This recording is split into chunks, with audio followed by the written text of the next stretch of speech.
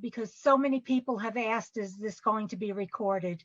And I always find it's better to record it and then realize I don't need the recording than to forget about it afterwards. So I want to welcome all of you tonight. I think just about the number of people who contacted me to sign up are here tonight, which is absolutely wonderful. I wish it was triple or quadruple the number, but I'm glad that you chose to take time from our busy weeks to join us tonight, and I hope you find it valuable.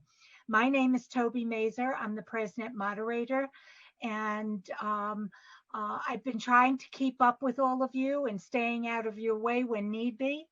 But I do want to mention that I am always available to you, whether it be by phone or email or Zoom or text, whatever you find the easiest.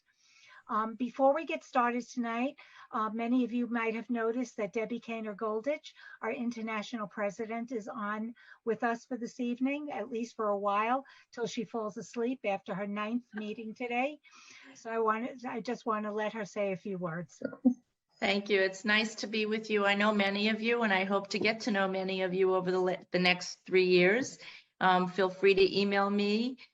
I'll put my email in the chat. You can also get me at info@WLCJ. I am the wizard behind the wall that answers those emails. It's really lovely to have this opportunity, and I thank Toby for getting you all together. The one thing I do want to say is that we do a newsletter on Monday. It comes out late in the day, sometimes early Tuesday morning. If you do not receive it, please put your name and your email in the chat, and I will make sure that you get it. The other thing I'd like to say is that somewhere along the line, there was a rumor that if people don't give us their email, we are not allowed to send that newsletter to them. We have checked with attorneys, and that's not true. So if you have members in your sisterhood that would like to receive the newsletter, send us their names and their email, and we will make sure that they receive the newsletter. So why does anybody want to receive the newsletter? Because it's filled with programming ideas, and it's filled with information on Women's League, and it's also filled with Zoom opportunities to connect with Women's League on the international level, the region level, and on different sisterhood levels. So we'd love to have you to participate in all of those programs. So again, put your email and your name in the chat if you don't get it. Send me a message personally, privately, info@WLCJ, and I will make sure that everyone gets the newsletter. Thank you, Toby. Thank you. Thank you. Okay, I had asked if you had any questions that you wanted to address. But before I start with those questions, there are a couple of things that many of you have asked about, and I want to address those things first. I think one of the biggest topics that we've run into is women are saying that our website is difficult to navigate and they can't find things. And I'm seeing heads going like this when I mention it. That website, which has served us for so long, is in the process of getting a revamp. And we hope that should be up hopefully during the summer. It's an awful lot of work. If you've looked at it recently, there is a tremendous amount of material.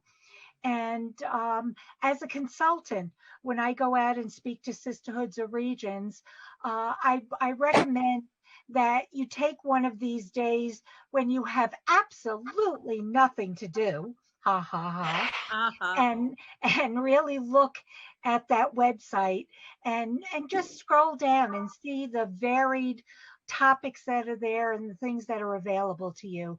There is some stuff that's been on there for quite a while. For example, the distance workshops. Prior to the Zoom day, we used to do distance workshops where you would get onto your telephone and listen to a program for almost an hour with 1 or 2 or 3 consultants leading it, or women who have positions within Women's League sharing their information with you.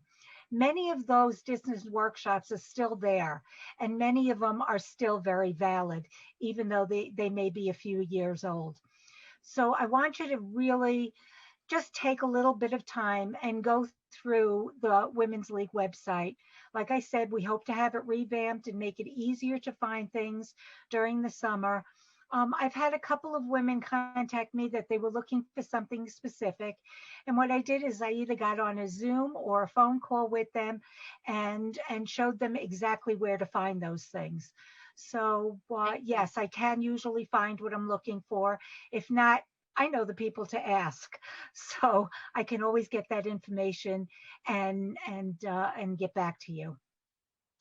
I'm going to talk about the PrezNet quite a bit tonight because lately it seems to be somewhat overwhelming. So many of you, and I am so grateful for this, have signed up to the PrezNet and are going back and forth with questions and recommendations and things that have worked. Like I said in the note for tonight, things that we can kvel about and things that we need to kvetch about. So I want to go through a couple of those things. But before I even start going through some of those things, I want to tell you how important two major items are.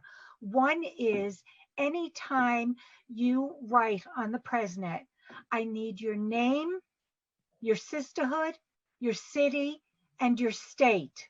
You need to remember that we are a women's league of mostly sisterhoods in the United States and Canada, but some of our members in Israel are also there, and they like to get the information also.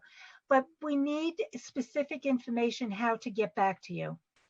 The second big one, and if you'd like me to show you how to do that, I will, is that don't forward your answers to the entire WL Sisterhood PrezNet unless it's applicable to everyone.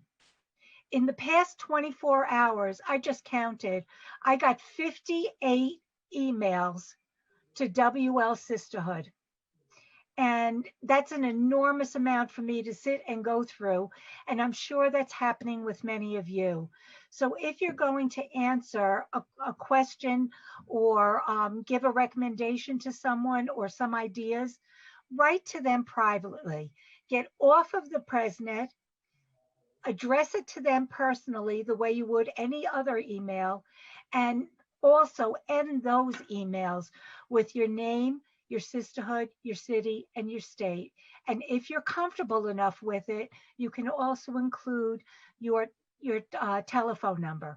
Your email will actually automatically go through with the email. But if you want to give them your telephone number, that's important too.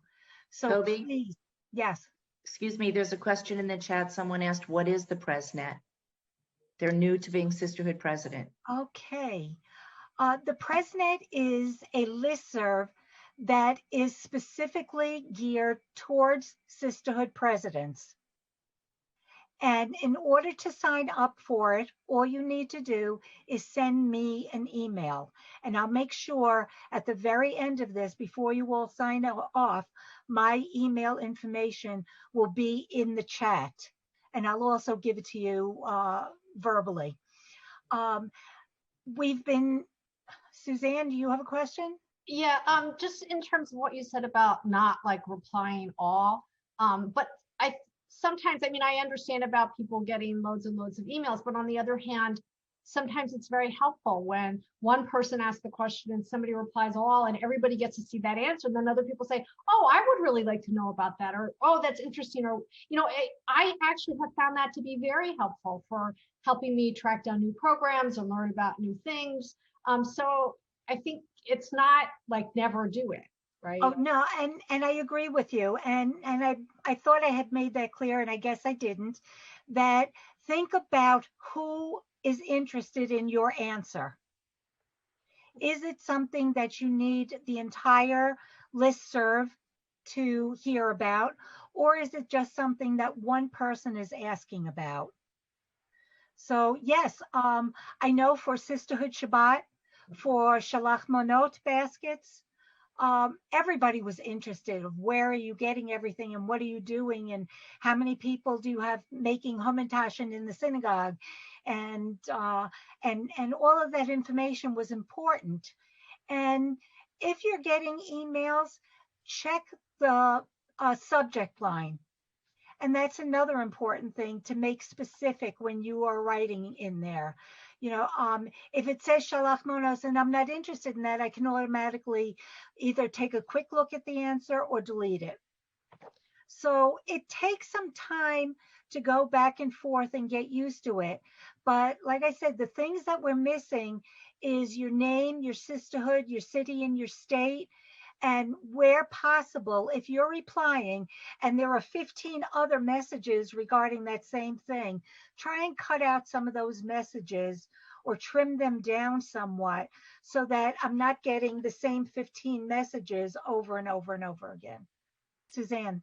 And how do you go back? Like if you wanted, like you and I had corresponded a little bit, but how do you go back to find old threads, like about Shlachmanot? Like, how do you search the PrezNet to find those? Like, how do you actually do that? What I do usually is I go up to the subject line at the top, the search line. How do you get to it though? Like, what are you using, Google or? I guess just say I'm here at my house. How would I go to find that? What search engine are you using? Are you using Google or are you on AOL or? I guess Google. Okay. At the very top, there is a spot at the top of your emails that says search. Nice. And if you just type in Shalach Monot up there, you will just get those emails.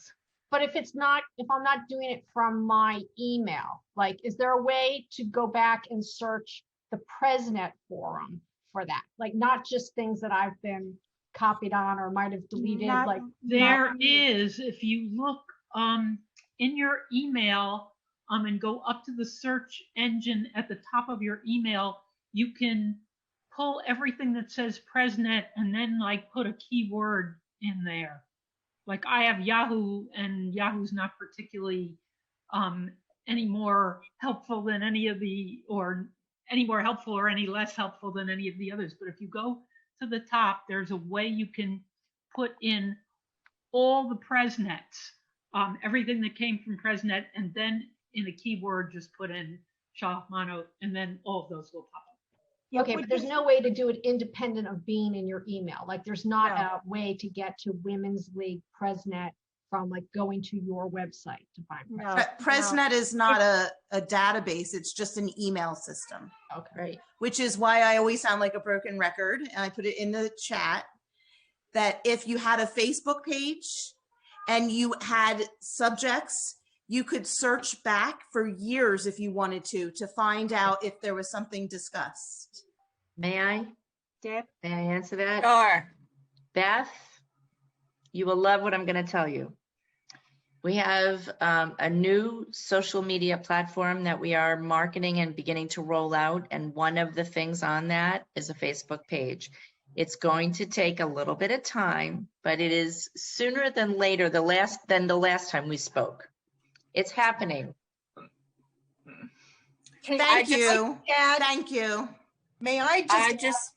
Okay, I just want to say that if you put in PrezNet in your search box for whatever your email is, it will the things will come up. I know sometimes in mine, I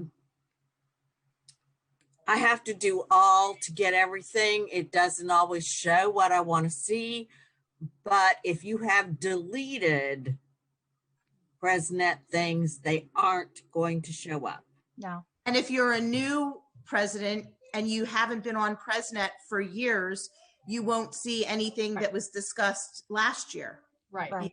Right. Which is why it would be nice to have that as a. So Suzanne, where I recommended to just put Shalach Monot up there, you can put PrezNet -Shalach Monot, and it should bring it down to a more manageable amount. If not, just contact me and I will find it for you. You know what I do is I have a folder, and I have the folder just, and if there's anything I really want to keep, I might keep it for days, I might keep it for years. I just stick it in the folder so I know where it is Yes. on my email. Okay. Okay. I'd like to move on to another topic.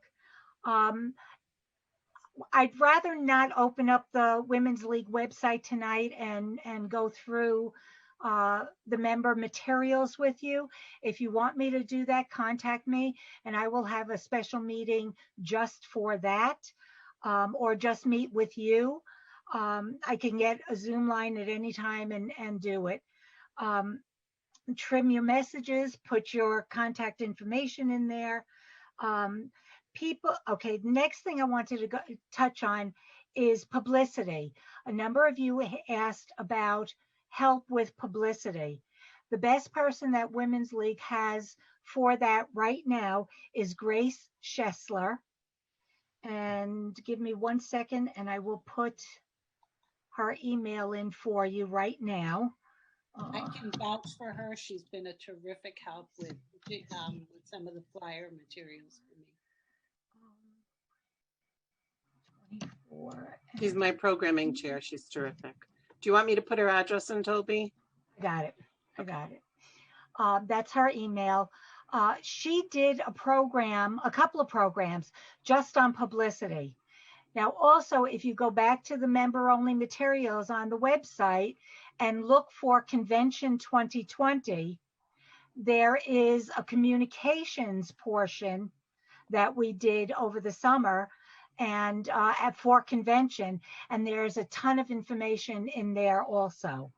And all of the slides that we used, all of the PowerPoints that we used for convention, everything is on the website. And if you need help navigating it, contact me and I'll get you through that. Teri, she does have the WLCJ address like that too, but she prefers her Gmail. And I've spoken to her a couple of times about that. People were also asking about Sisterhood Shabbat. Many of you have already done that. Some of you are looking for some new information to do it in the spring. I would go back and go through your search engine and go WL PrezNet and dash Sisterhood Shabbat and see what comes up there. And then again, on the front page of the Women's League website, you will see one of the icons before you even log in says information for Sisterhood presidents.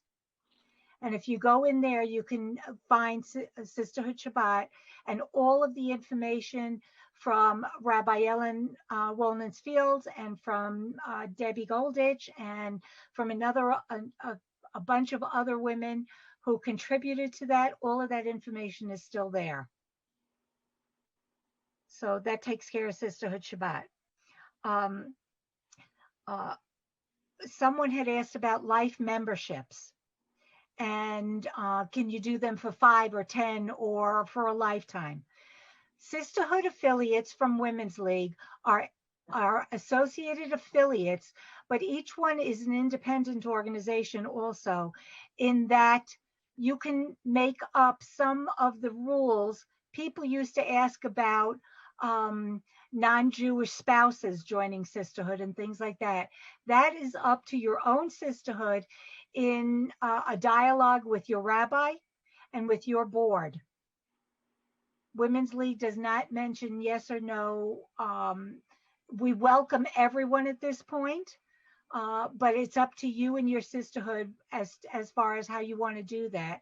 A lot of sisterhoods are allowing non-Jewish spouses to be members of their sisterhood, even if they hold a position on the board, but they cannot be a sisterhood president.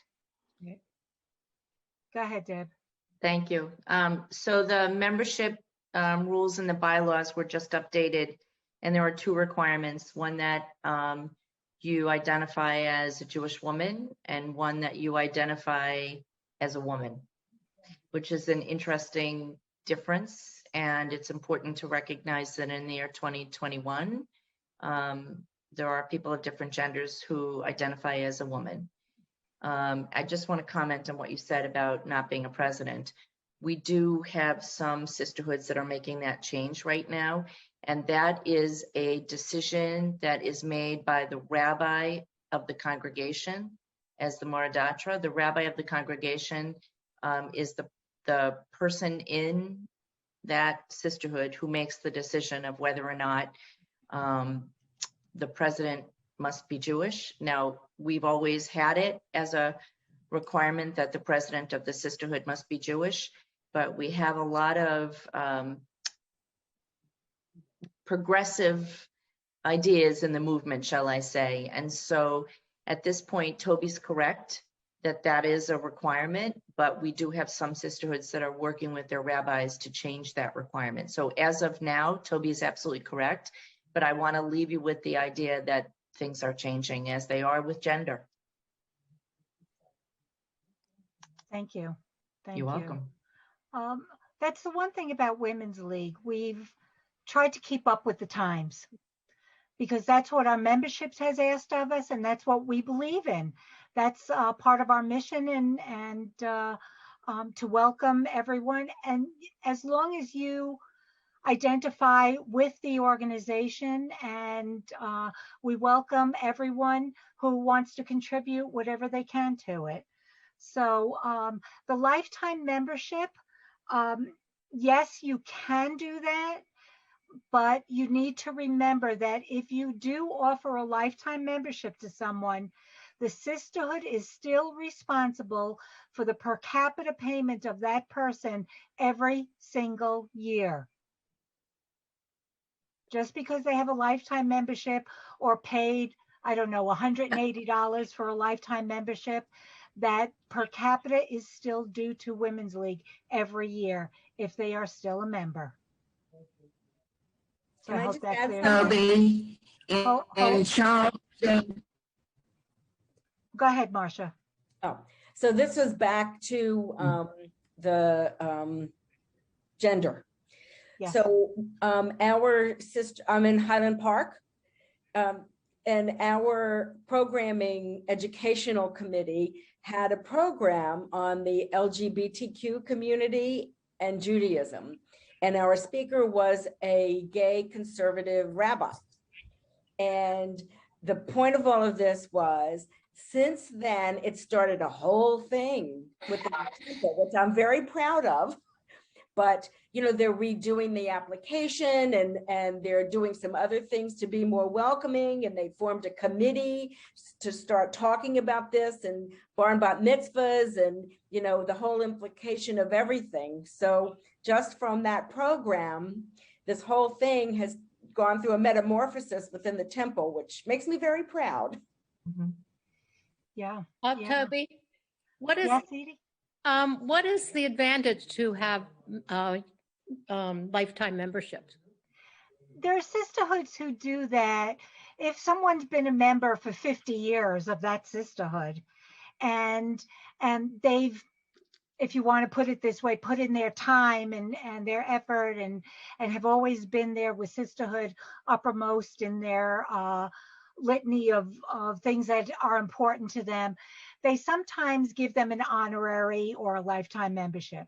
Or like I said before, some sisterhoods feel it's easier for them to say, if you pay $180 or $360 or whatever, you know, amount they come up with, that you have a lifetime membership and don't have to worry about paying dues every year. That's up to the individual sisterhood. There are no rules from Women's League as far as that goes. The only rule that there is that if you give that to any of your members, like I said before, you are still responsible for paying the per capita for each one of those people every year. It seems like you would have to have a very large membership to be able to do that. I really struggle to get new members and keep members. And if we gave them, you know, lifetime, and the funds wouldn't be coming in. You have to be a very maybe wealthy synagogue to. It's an honorary position, or like I said, a different pay scale position in your sisterhood, and that's up to you. When Women's League gets the bylaws redone and has them set out, those are guidelines for the sisterhoods. There are some things that are mandatory that are in there, but for the most part, affiliate sisterhoods are independent and they can make their own decisions in conjunction with the rabbi and the board and the sisterhood boards. Thank you.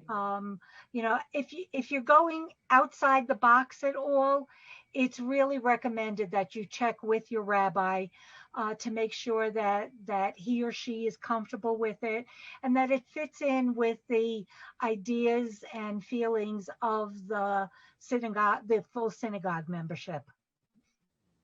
And as long as I mention that, I'm going to quickly, and we'll get into this later, but there is, and most of you got this through the PrezNet there and through Women's League Week. This coming Thursday evening at 7 o'clock Eastern, there are two workshops back to back at 7 and at 8. One is on leadership development and the other one is on sisterhood synagogue relations. The reason I'm mentioning that right now is because quite a few of you have gotten into a position now as sisterhood presidents. You're starting to find that the synagogue is asking to manage your books, manage your finances. Yeah. Nay. No. They cannot manage your finances, but because you are under their tax ID number, they have the right, and their accountant has the right to see your books. Now, because of that, some sisterhoods have gotten into a position where the synagogue board is saying, well, you have $10,000. Why don't you give us 5,000 of that? They cannot do that. They can sit down with you and have a real conversation about how much you feel as your sisterhood, knowing what you use that money for, how much you can contribute to the congregation. You get your free rent, you get your heat and electric, from the synagogue. You should contribute to it. As an arm of the synagogue, you should contribute to it. The same way USY and Men's Club and other arms of the synagogue do. They cannot say to you, we're taking your money. First of all, they can't access it. Your board are the signers of that account. They have the right to see what's there. The easiest way to make sure that money isn't asked for by the synagogue is to earmark some of those funds for specific projects. For example, you can say eventually we're raising $10,000 to help redo the kitchen or the ballroom or the classrooms or whatever. If that money is set aside as a special line item, then the temple absolutely cannot touch those funds. This is a little bit confusing, and I'm hoping I'm making myself clear on it. But Fern? Yeah, I don't want to take too much time. We just went through that, and my entire board said they wanted us to do dues online, and we all agreed if it isn't broke, don't fix it, and let's leave things the way they are. And they don't feel that it's their business to know what we have, but we always contribute. At the end of the year, we give them a sizable donation.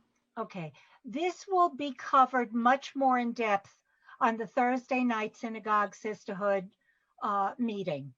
So I would suggest that, and that's going to be recorded also. So I would suggest that you really try to get in on that call and on that Zoom and see what they have to say about it. But it all comes down to a conversation, not an argument. Sisterhood synagogue relations just doesn't mean we don't agree. It means we need to work together. So It's been a question that's constantly coming up. The biggest part of that is that, like I said, you are using the same tax ID number. I don't know of too many sisterhoods who have their own tax ID number, and they can't, if I'm correct, I don't think they can get a separate tax ID number anymore. It's under the synagogue. I know this only because my sisterhood, my little tiny sisterhood of 24 women, we have our own tax ID number because we got it over 50 years ago. Are you going to be taking questions or soliciting questions? If you want, you can, we can set some time at the end for that, but there were specific things that I did want to question, I wanted to bring up. And you can also write your questions in the chat. I meant for the Thursday meeting. Oh, for the Thursday meeting, what, am I going to be taking questions tonight for that? No, the way we did now where, I sent a question in for discussion here. Are you going to take questions in advance for those meetings? That's not my meeting. That's being run by consultant services. And yes, the answer is yes. Thank you. Who would they send a question to? Send it to me right now. I'm D. Goldich. Send it to me and I'll make sure that the consultants leading that meeting get your question. If you are on the meeting, you'll be able to put it in the chat the way you did tonight. Okay. You will be able to ask questions Thursday evening as well. Right. Oh, hi, Deb. Thank you. Yes. I have a question. If it's easier. Susan? That related back to the, we have a number of gay members, and one of the gay men was very insulted. He wanted to know if he could attend Sisterhood and can he be a member of Sisterhood. And I found it very awkward. I just didn't know what to say. So you can say that now Women's League accepts men who identify as women. You need to change your own sisterhood bylaws, and I can write to you personally and tell you who to talk to in Women's League to do that. And I can talk to you myself if you'd like to talk more about it. I know Debbi Green is Vice Chair of Consulting Services, and she and Renee, who is Consulting Services Chair, work on this, and Toby, who's PrezNet Chair, can help you with this. There are a lot of people in Women's League that can help talk you through this. You need to change your bylaws, but the Women's League international bylaws say that now anyone who identifies, and this was passed by the Board of Directors, anyone who identifies as a woman, as a Jewish woman, is eligible to join. But what happens if he doesn't identify as a woman? He just... Yeah, that's what I was, Susan, who, I mean, so that's my sisterhood. We're co-presidents. Okay. And this is the first time hearing of it. That's why I'm a little, because I knew all this It was passed at the before. Board of Directors, and I have to say that they must identify as a woman. That's the clarification. So you may want to have a discussion with this person. That's the discussion. They must identify as a woman. But what if the sisterhood itself is uncomfortable with that whole situation? So again, these are the discussions that you have with your rabbi. The way we define this is that changes in religion those decisions are made by the rabbi who's the Moradatra. Changes that are made on finances or membership are made by Women's League. This is a discussion that sort of travels both. And I do think that if that's an issue for you and your sisterhood board, that's a discussion you have with your rabbi. Mm-hmm. But I'm just letting you know that according to Women's League international bylaws, if someone identifies as a Jewish woman, they are welcome to join the organization.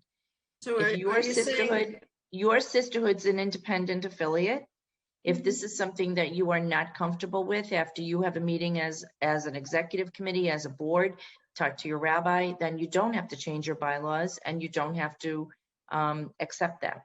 But I do want to say that person who identifies as a Jewish woman would be allowed to join Women's League as an independent member, an individual member from your area. instead I of don't have the joining your problem, affiliate. thank God, yet, but I'm just curious how, in case it came up, what's the answer for that? It was in the kitchen, and I was discussing our programs with a whole bunch of people, and this gentleman, he was annoyed that he wasn't included. Mm-hmm. You say identifies as a woman. Are you saying he's transgender, or? I'm saying that we have many people who have different genders who identify as a woman. I will say to you that we have had men who would like to join our organization who do not identify as a woman. They are men, and we've told them that this is an organization for women. We've had men who wanted to join because their wives were members for a long time, and they wanted to keep up the membership in their wife's name, or whatever. And we went, Your wife has passed away? Yes. Yeah. We've had the same thing. We said, all right, here's pay the dues. And again, because your sister is an independent affiliate, you can do that. But technically on the rolls of Women's League, they're not members because they're men. On your individual Sisterhood membership list, they could be a member. But in Women's League, members are women or gender who identify as a woman. Now, in our Sisterhood, anybody's welcome to our meetings and our programs, men, women, Jews, non-Jews. So they could certainly join in on the events. Right, and that's very common. That's very common. Many times we know that men drive their wives to a program, or they need to be together to help each other physically. And many men attend programs with their wives. So that's not what we're discussing. What we're saying is to join your Sisterhood as a member. If your membership, you're an individual affiliate, and in order to join Women's League International, they need to be a woman or identify as a woman. Thank you. Okay. I'm going to put my email again in the chat if you'd like to continue the conversation, or if you need more assistance. There are a lot of us in Women's League that can help you answer those questions. Thank you. If you go back to the chat, if you want to sign up for either one or both of those programs on Thursday evening, go to WLCJ.org and you will see the link to sign up for that. And then you will get the Zoom link after that. Is there a PrezNet forum for fundraising and membership VPs? I believe that there's one for membership, but not for fundraising. But if there's enough interest in it, we can always start another group. I'm sorry, what kind of group are we talking about? Fundraising and membership VPs. Oh. I didn't know there was one for VPs. I really could use that information. I know there's Torah Fund VPs. No, I mean for membership. But, I'm really interested in that membership VP. Is there a membership listserv? Okay, but if I will check with the membership VPs from Women's League. Okay, and we don't have one for programming either. Okay, I will check with them, the Women's League women who are in charge of those things, and see if they're interested in starting their own listservs. Could we do one for fundraising too? I mean, I think it'll just be so helpful. Like the Judaica Shop one for Judaica Shop chairs is so helpful in giving information to each other. And it would be great for all of our VPs to have the sort of group that we as presidents have to talk about all of their issues. So if we could have for membership and fundraising and, Judaica Shop. There is a Judaica Shop one. Yes, which is great, which is just wonderful. I've just about covered everything that was on the questions, and I don't want this to last all night either.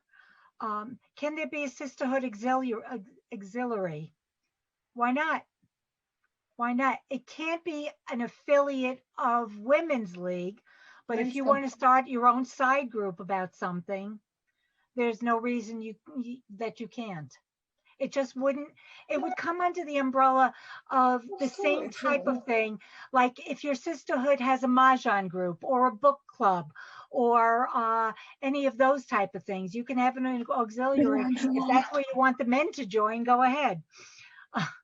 And it would be part of the larger organization, but you'd make up your own rules as you go along. When the new bylaws come out from Women's League, I would take a look at those. Those are guidelines for you to use for your own sisterhood. It's not just there for the whole national organization. It's there for every sisterhood to pull the pieces out that relate to them.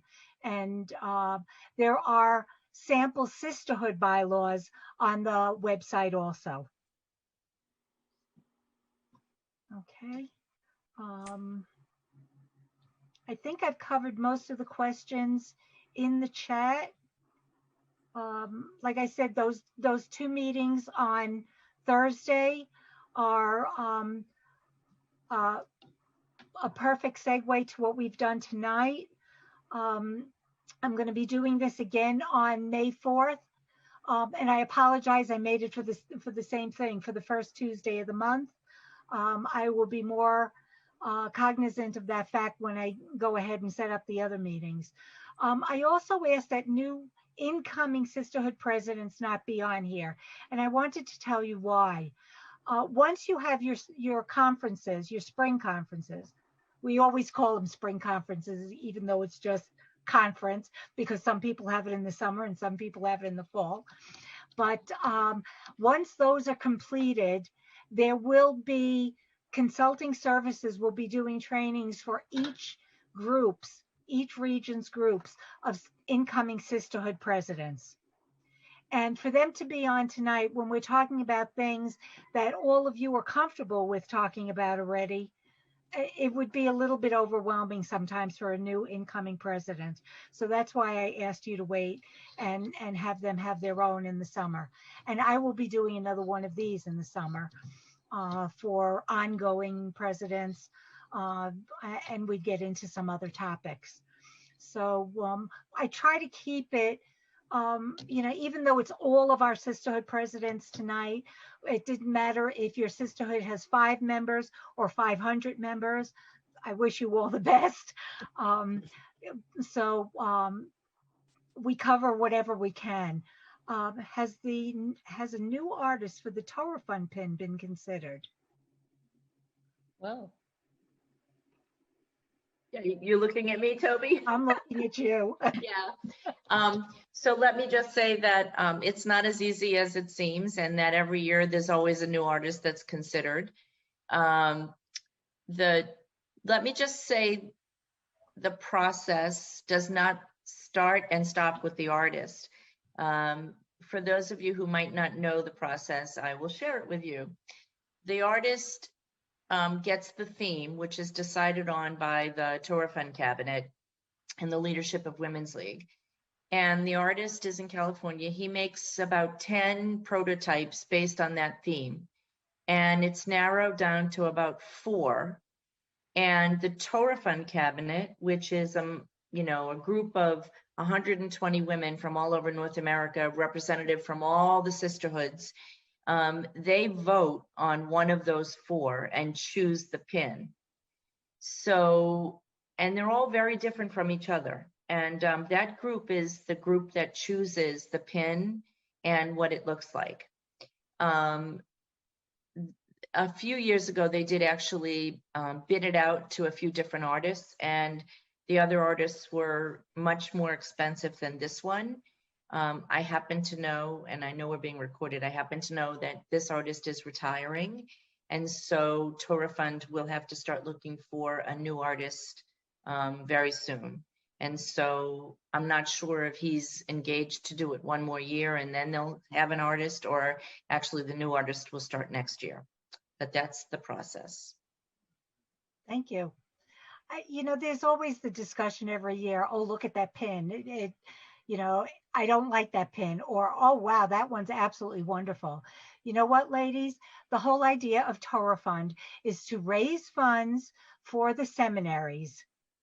And I say that plural, it's not just JTS in New York, for the seminaries. And you wear it for a year. So whether you love it or you don't love it, you wear it for a year.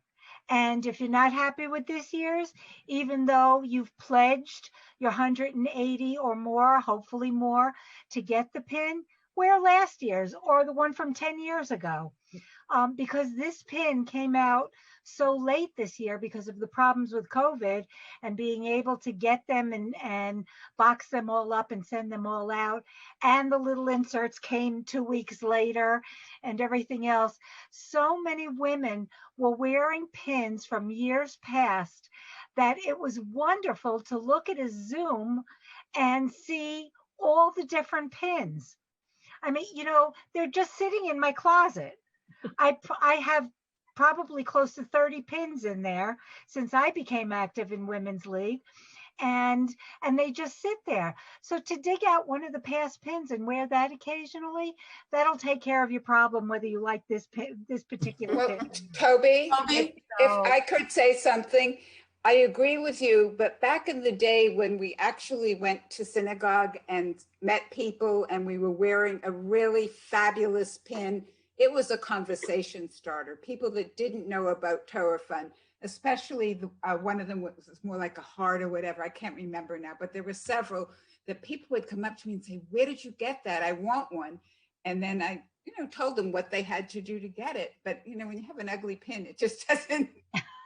It doesn't stimulate the conversation in the same way. But this year it was a non-point, because people just donated, not for the pin. Right. Toby, if you don't mind, I just want. Ugly is in the eye of the beholder. I was in Israel at a Masorti congregation wearing my Chesed pin, and I looked around, and it's like being in a club. It's like it is. She walked in, and we immediately started talking because we were both visiting the congregation, and it was just really fun. So it has that advantage, no matter what it looks like.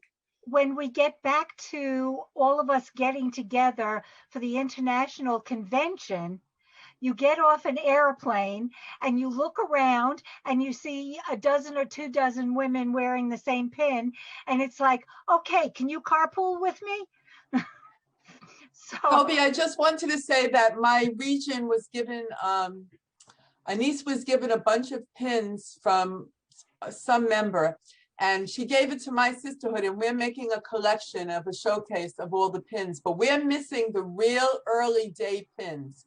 So if anybody has real early day pins from back when it first started and is not using them, or know of a member that is just sitting there and has no need for them, we'd be more than happy to take them, because those are the ones we're missing. We have all the recent and the middle of the road, but the ones that were from the beginning, we can't seem to get our hands on. So if anybody seems to have any extras or know anybody, a very old time member that might have older ones, it's for a really good cause. And if anybody Bonnie, put that on the PrezNet, Bonnie. I've put it on many times already. Okay.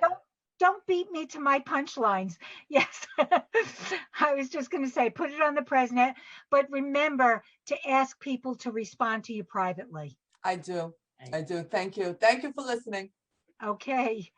We all wear them and we're proud of them. Whether it's, like I said, it's in the eye of the beholder, whether you like it or not, but we wear them for the reason, not because we bought it, because we're not buying the pins.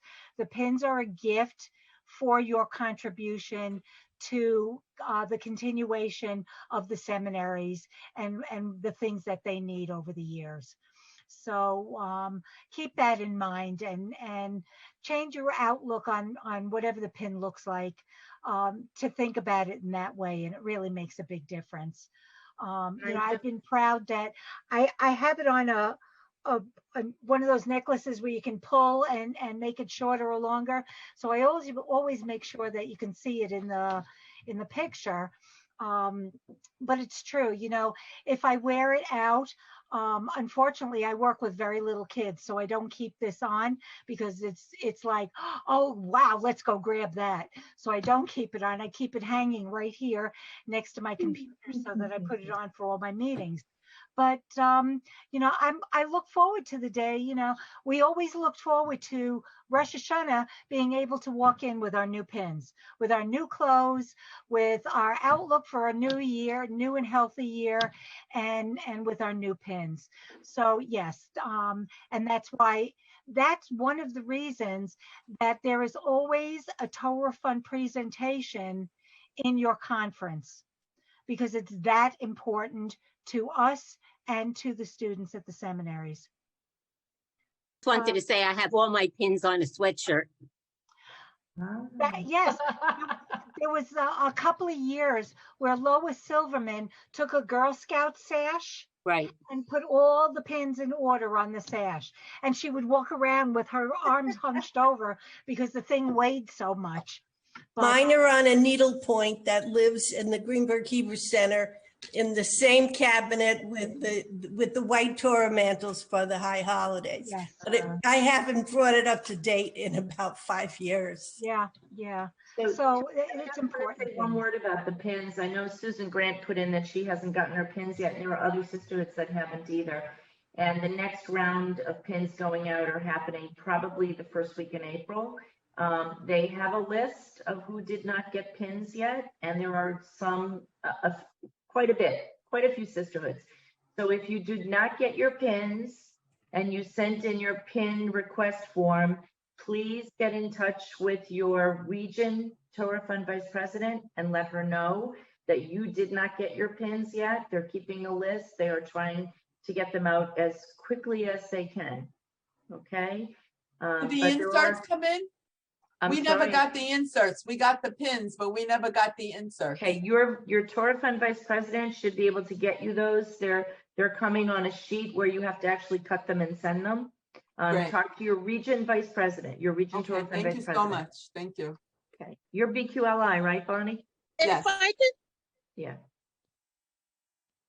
If I can change the topic for a second, I know we've talked a lot about the website and how that's being updated, but I have the app and I don't feel like that's being updated as much as the website is.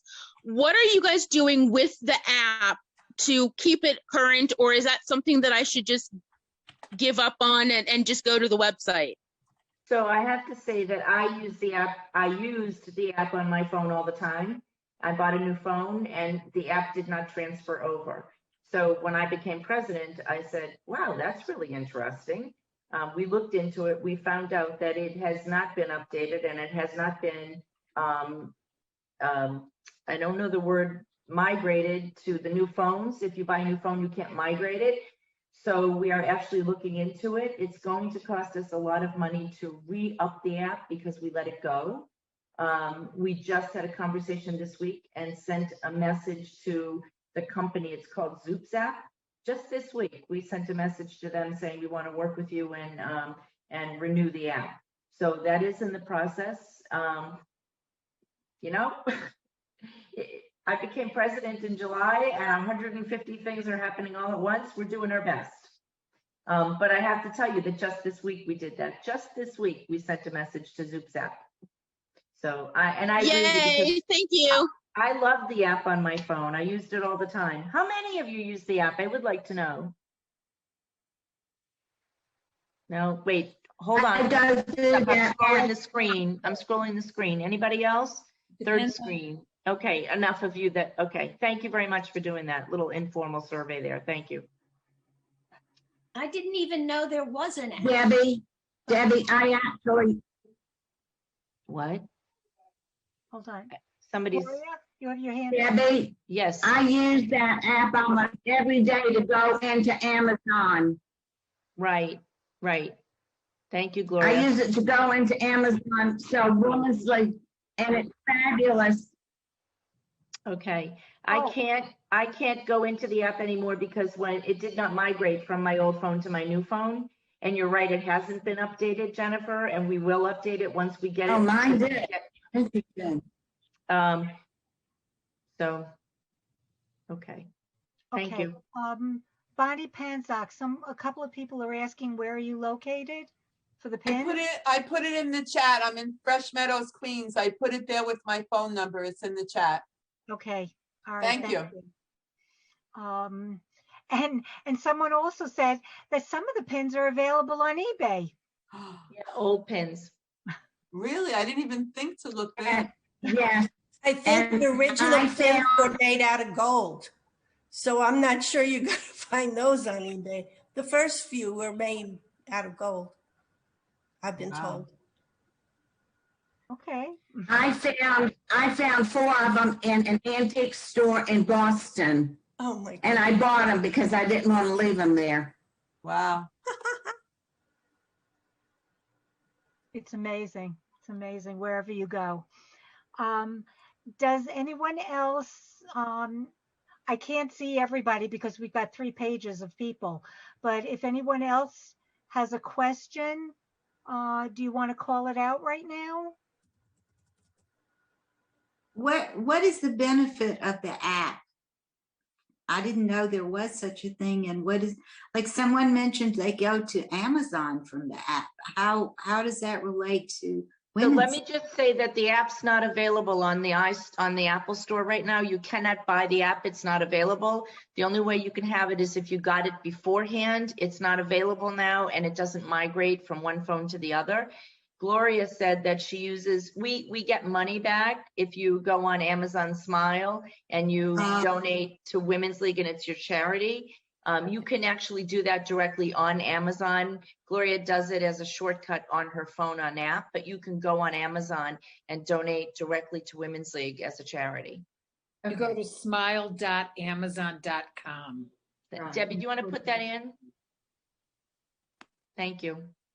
Yeah, it doesn't cost you anything additional, but every purchase you make on Amazon will give a contribution to Women's League. So it's not thousands of dollars, but whatever it is, it's more in Women's League's pockets to be able to offer everything to you. You need to remember that all of your per capita goes, every one of us is a volunteer, which makes every one of us extra special.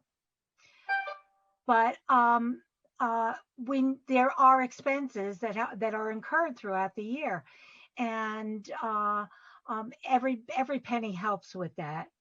Part of it, that's part of your per capita, most of your per capita, and goes to keep the organization running. And you know, I have to say I have a lot of mixed feelings about 2020. It was very difficult. So many of my friends lost their jobs or had to transfer to working only on Zoom calls or computers or any other way they could do it.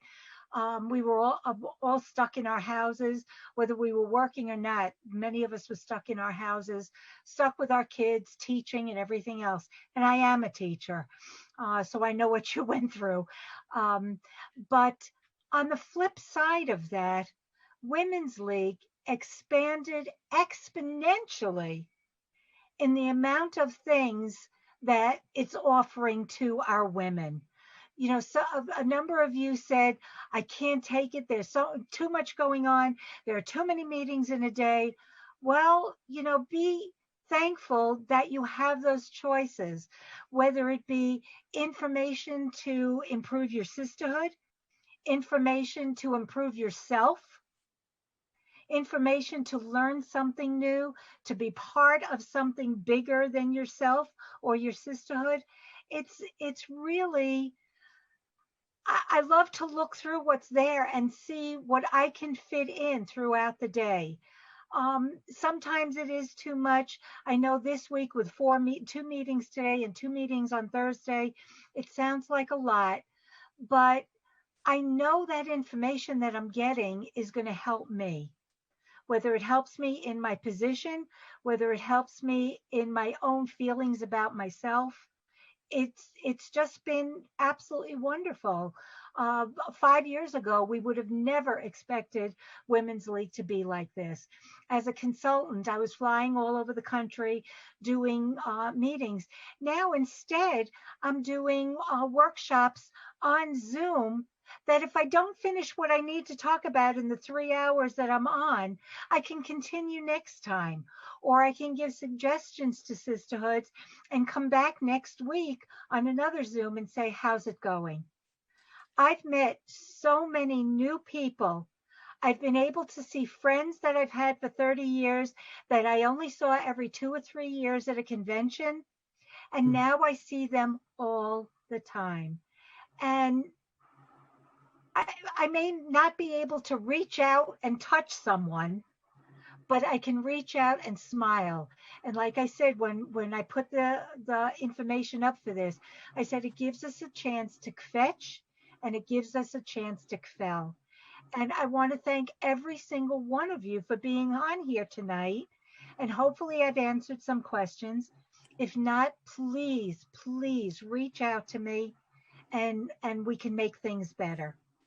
And even if you just want to kvetch about kids or teaching or something else, just don't do it on Shabbat or on a holiday. Debbie Green, did you want to say something?